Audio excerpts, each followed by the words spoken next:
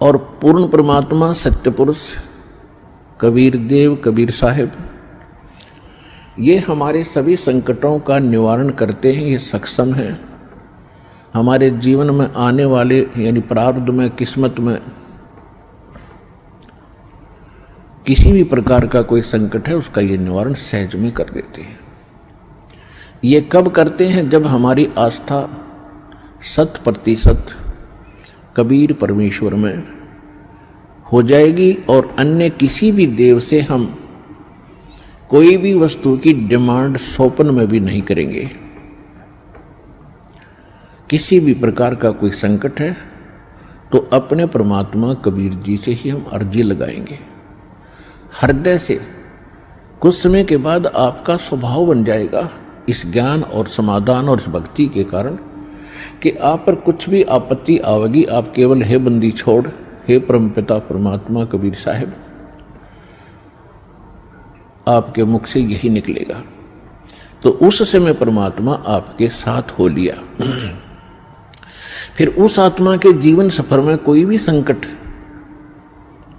सफर के अंदर कांटे होते हैं रास्ते में, तो हमारे जीवन सफर में कोई भी कर्म पाप कर्म रूपी कांटा होगा तो वो परमात्मा ऐसे बुहार देगा जैसे पति भरता जमी पर जो जो धर है पाँव, समर्थ झाड़ू देते है ना काटा लग जावे। उस समर्थ को भूल कर हम परमात्मा से दूर होकर संसारिक लोगों से, संसारिक इन अधिकारियों से और इस 3 लोक के भगवान देवों से हम इनसे अपना संकट निवारण की इच्छा करते रहे। ये हमारी अध्यात्म ज्ञान की जो कमी थी, त्रुटि थी। और जब हम परमात्मा से ही सब कुछ डिमांड करेंगे, इनके ऊपर समर्पित हो जाएंगे, तो परमात्मा कहते हैं जिस समय आप गर्भ के अंदर थे उस समय आपके साथ कौन था? ना मां थी, ना पिता था, ना कोई अन्य सगा संबंधी था। अकेले आप और परमात्मा, बीच में कोई नहीं था। उस समय आप सीधी पुकार कर रहे थे, हे परमात्मा मुझे इस नरक से निकाल दे। मां के गर्भ में बहुत पीड़ा होती है। उस पीड़ा को हम बाहर आने से भूल जाते हैं क्योंकि त्रिगुणमयी माया, इन 3 गुणों के प्रभाव से हम बहुत ज्यादा प्रभावित होकर के अचेत हो जाते हैं। वो पिछली सब सुध बुद्ध समाप्त हो जाती है। और परमात्मा आप कितना साक्षी है कि अंदर मां के पेट में आपको उसने पाला। मां के गर्भ से बाहर आने से पहले आपकी कैसी व्यवस्था कर दी, वो कितना चिंता करता है आपकी। दांत नहीं थे तो मां के स्तन में दूध भेज दिया, और उससे पहले एक टोपा दूध नहीं था मां के स्तन में। जो परमात्मा इतना भविष्य की आपकी चिंता करता है और बाहर आकर के आप स्वयं इतने इंटेलिजेंट बन गए, चतुर बन जाते हो, धनी बनने के लिए, अपनी सुरक्षा करने के लिए, अपने को सुखी बनाने के लिए लोगों को लूटते हो, रिश्वत लेते हो, चोरी करते हो, डाके मारते हो।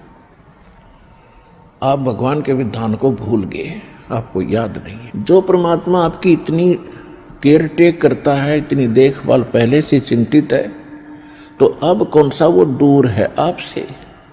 आपको केवल प्रारब्ध तो मिलेगा ही मिलेगा जो आपकी किस्मत में लिखा है। उसको तो उसको भी मिलेगा जो भक्ति नहीं करते। लेकिन भक्ति करने का उद्देश्य मूल यही होता है आत्म कल्याण हो, और इस जीवन में हमारा कोई पाप कर्म हो, कोई कष्ट आना हो, उसका भी निवारण हो। तो उसका निवारण तो एक ही से हो सकता है, उस परम पिता परमात्मा पूर्ण ब्रह्म से। अन्य भगवान, अन्य ये देव वो संकट निवारण नहीं कर सकते। पाप के हमारे किस्मत में लिखे हुए कर्म को वो नहीं समाप्त कर सकते, वो भोगना ही पड़ता है। केवल कबीर देव कबीर साहब ये हमारे इन पाप का नाश कर सकता है, हमारे जीवन को सुखी कर सकता है। तो क्या बताते हैं, उस समर्थ की रीझ छुपाई, अब कुल कुटुंब से राता, गर्भ के अंदर बचन भरे थे, कहाँ गई वो बात। अब देखो परमात्मा फिर आकर हमें सचेत करते हैं, क्योंकि काल ने तो हमारे ऊपर पर्दा डाल दिया, बुद्धि पर पत्थर गिर दिए। माँ के गर्भ से बाहर आते ही हम सब कुछ भूल गए, नए सिरे से पढ़ाई जाती है। ये तेरा चाचा, ये तेरी चाची, ये तेरी माँ, ये तेरे पिता, मामा, ये बुआ और कै ख गगड़, ये नए सिरे से पढ़ाई जाते हैं। हम इतने जो है अचेत हो जाते हैं और परमात्मा फिर आकर हमें फिर नए सिरे से याद दिलाते हैं कि उस समर्थ की रीझ छुपाई। उस समर्थ ने आपके ऊपर प्रसन्न होकर के आपकी प्रार्थना सुनी। रीझ माने खुश होकर के आप पर जो रहम किया, वो रीझ आपके ऊपर प्रसन्न हुए। उस समर्थ की रीझ छुपाई, वो भूल गया तो उस मालिक के उस रहम को।